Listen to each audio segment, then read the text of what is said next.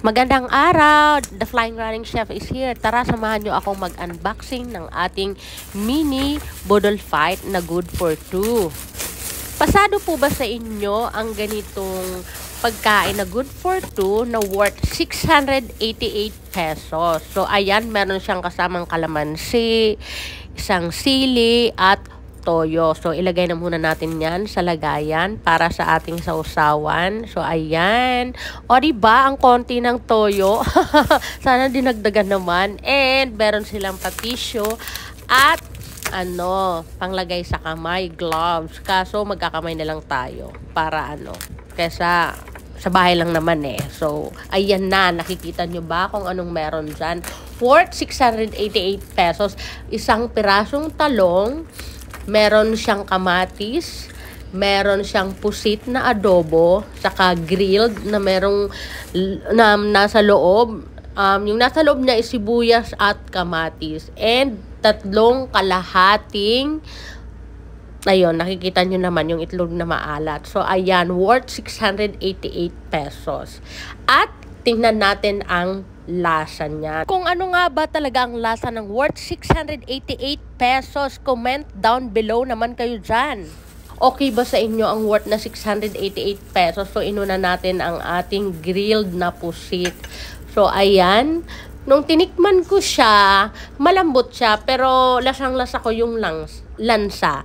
And yung talong na may bagoong, ito ang nagustuhan ko. Gusto ko yung talong na may bagoong kasi simple lang naman ang lasa niyan, 'di ba? Basta nalagyan mo na ng bagoong yung talong, parang perfect na for us, o 'di ba? So ayan, kumain tayo and ang ating itlog na maalat. So 3 peraso. Kung iisipin mo, isang itlog na maalat at kalahati yan kasi tatlong kalahati ang naandyan. At may kamatis. Yung isang kamatis, isang buo, pinag-apat nila. So, ayun, yun ang lagay ng ating bilao na good for 2. O, diba? Nakikita nyo naman kung alin ang kinakain ko dyan.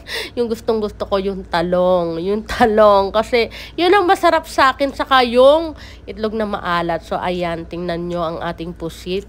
Ayan, nakikita nyo naman kung ano ang nasa loob ng pusit, kamatis at sibuyas. So, wala naman akong ibang masasabi sa pusit.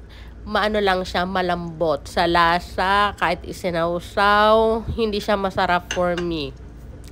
Ewan ko ba, kasi ako as a chef, ramdam ko kapag yung gumagawa, nagpiprepare, nagluto ng pagkain galing sa puso, iba yung lasa ng pagkain. So, hindi ko sa yung pusit, especially itong adobo, ewan ko, ayoko talaga ng nagsasalita ng negative about food because I do respect food. Pero ito, adobo, hindi ko malang nalasa yung suka. Para lang siyang linuto sa toyo na merong lasa ng luya. Hindi siya masarap. So, ito yung yung pagkain na parang ang sama sa loob na babayaran mo. Tapos yung, alam mo na sa isip mo, ay, hindi ko na uulitin to. Hindi na mauulit talaga. Talagang hindi na mauulit. Parang ang sakit sa banks. Ang sakit sa banks. Ang sakit sa banks. O, diba? Ang sakit talaga. Ewan ko ba? So, for me, hindi siya worth it. Worth 688 pesos. So, comment down below naman kayo dyan kung sa halagang 688 pesos, ano na ba yung mga mabibili ko na much better na nakabilao na pagkain. O, diba? Thank you so much for watching. Follow for more!